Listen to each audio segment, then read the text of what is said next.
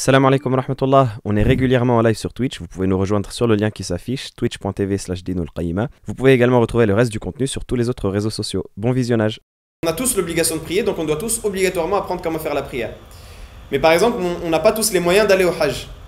Donc qui va avoir l'obligation d'apprendre les règles du Hajj? C'est celui qui va aller au Hajj. Celui-là, il a l'obligation d'apprendre. L'eau que vous utilisez pour les ablutions, il faut obligatoirement qu'elle respecte 3 conditions. Il faut qu'elle ne soit pas modifiée ni dans sa couleur, ni dans son odeur, et ni dans son goût. Ça veut dire que si elle a une odeur bizarre, qui n'est pas habituelle pour une eau, une odeur de saleté ou une odeur de choses, une odeur de savon, peu importe, une odeur qui n'est pas l'odeur de l'eau, c'est-à-dire neutre, un goût qui n'est pas le goût de l'eau, c'est-à-dire neutre, et une couleur qui n'est pas la couleur de l'eau, c'est-à-dire translucide, transparent, l'eau n'est plus utilisable pour les ablutions. Et vous allez voir que, sincèrement, apprendre la religion, apprendre les règles de la prière, des ablutions, etc., ça résout énormément de problèmes. Ça résout le problème de l'ouas-ouas. Ça résout le problème des doutes dans la prière. Est-ce que j'ai annulé? Est-ce que j'ai pas annulé? Est-ce que j'ai fait 1? Est-ce que j'ai fait 2? Celui qui a appris les règles de sa prière, généralement, il se protège contre le ouas-ouas. Ça résout le problème de la concentration. On est mieux concentré quand on connaît les règles de sa prière. Ça résout le problème de la spiritualité. On a un lien plus fort avec Allah subhanahu wa ta'ala quand on connaît les règles de notre religion. C'est une des raisons d'ailleurs, une des sagesses que les savants ont citées dans les ablutions, c'est que tu commences avec les mains d'abord pour avoir la couleur, ensuite le goût et ensuite l'odeur. Toutes les eaux qui vont être naturelles, l'eau de pluie, l'eau du lac, l'eau de la mer, toutes les eaux qui vont être naturelles, ça veut dire qu'elle sort comme cela de sa source, c'est considéré comme licite pour l'utiliser. Ça y est, j'ai appris les règles dans la prière, je vais pour faire la salat. Comment je fais pour être concentré dans ma prière? Le premier des conseils qu'on peut donner, après bien sûr qu'on ait donné le conseil des ablutions, le conseil de l'apprentissage de la religion, le troisième conseil qu'on peut donner qui est concrètement dans cette étape-là, c'est que tu commences à ouvrir ton cerveau, à méditer sur tout ce que tu dis. Là, le challenge que tu vas avoir dans ta prière, c'est de te dire, toutes les paroles qui vont sortir de ma bouche, il faut que je réfléchisse sur ce que ça veut dire. Il faut que je réfléchisse sur ce que ça représente concrètement. Il faut que je réfléchisse sur la signification de tout ce que je dis. Quand tu dis Allahu Akbar, tu penses au fait que Allah subhanahu wa ta'ala il est plus grand que tous les soucis que tu as.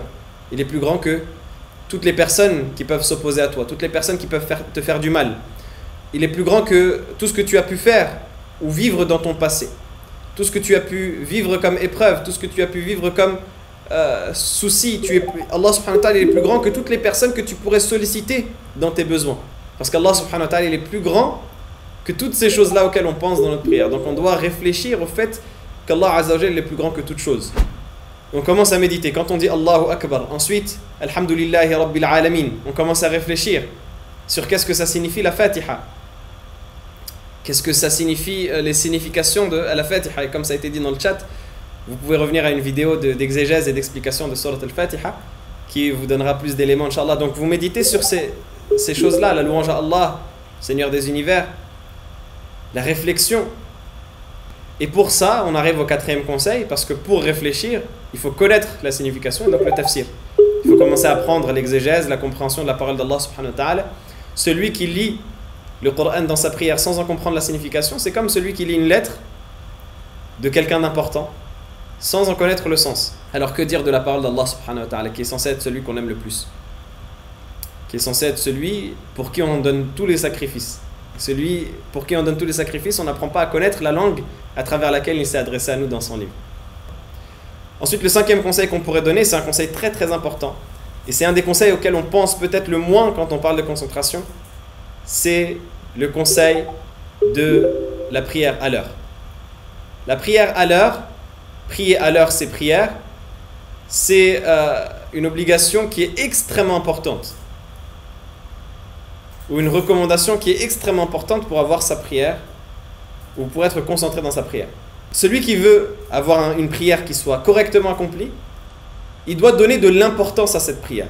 Et donner de l'importance à cette prière, c'est prendre conscience que c'est un rendez-vous avec Allah subhanahu wa ta'ala. Et un rendez-vous, il est fixé à 1 heure. Et comme dit l'adage que vous connaissez tous, avant l'heure c'est pas l'heure, après l'heure c'est plus l'heure.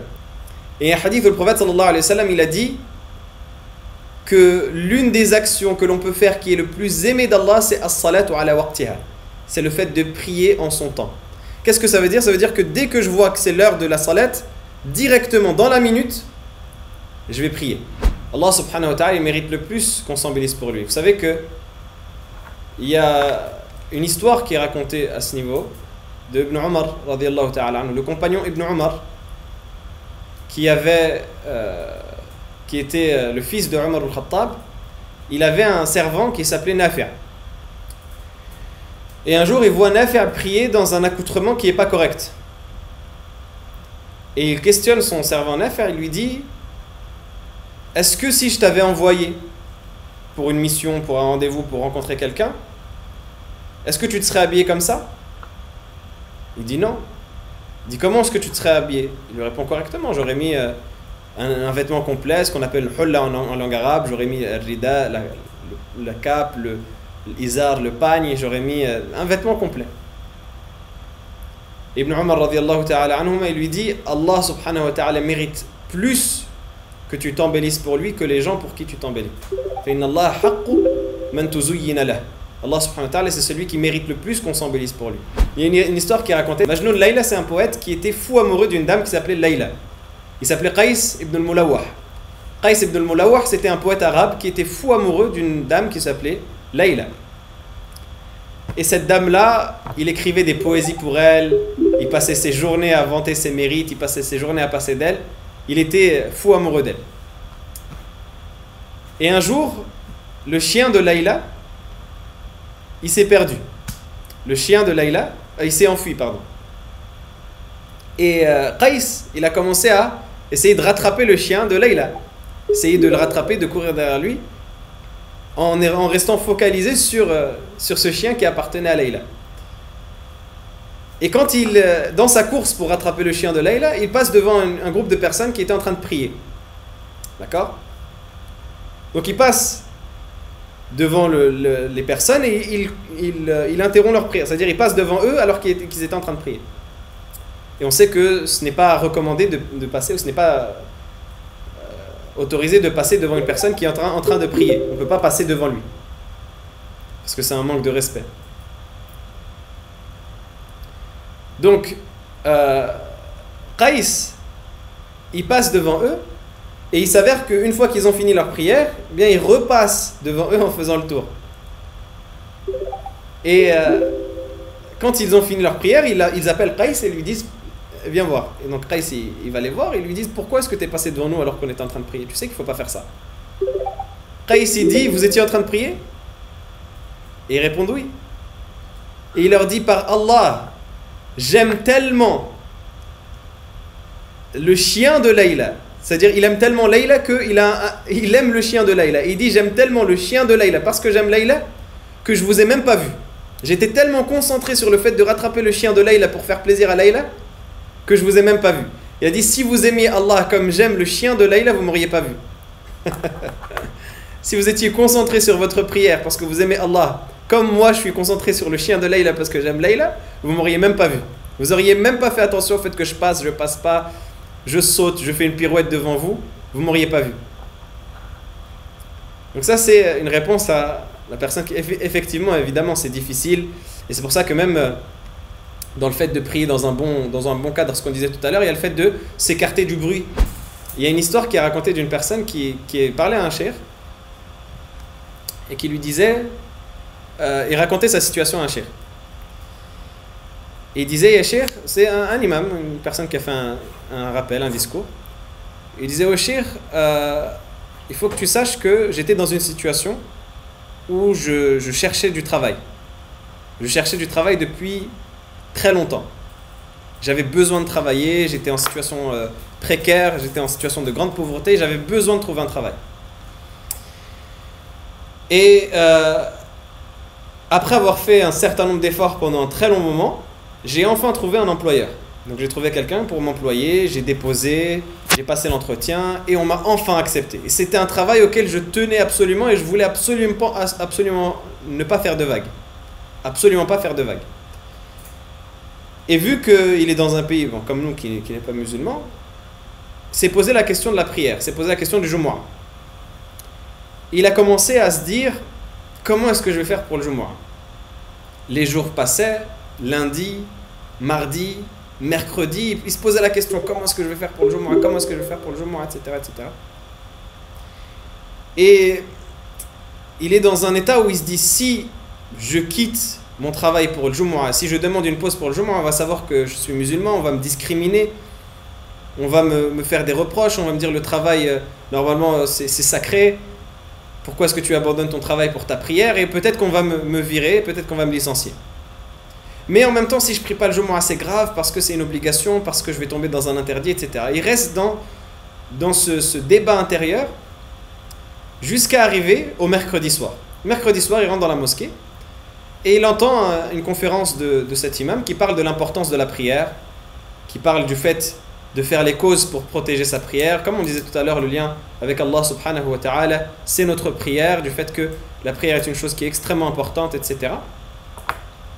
Et il écoute le cours de ce cheikh qui va parler notamment du Jumu'ah, le fait que le prophète sallallahu alayhi wa sallam a mis en garde contre le fait de délaisser le Jumu'ah, que c'est une obligation individuelle, que le prophète sallallahu alayhi wa sallam a dit que celui qui délaisse le Jumu'ah, si ça vient à 3 Jumu'ah d'affilée, Allah scelle son cœur et il devient inattentif au rappel, etc., etc. Et il prend conscience de la gravité de la chose et il se dit c'est bon, demain je vais faire ce sacrifice pour Allah. Tant pis, même si mon patron il me discrimine et que je dois perdre ce travail, c'est bon, je le perdrai pour Allah, je fais ce sacrifice pour Allah.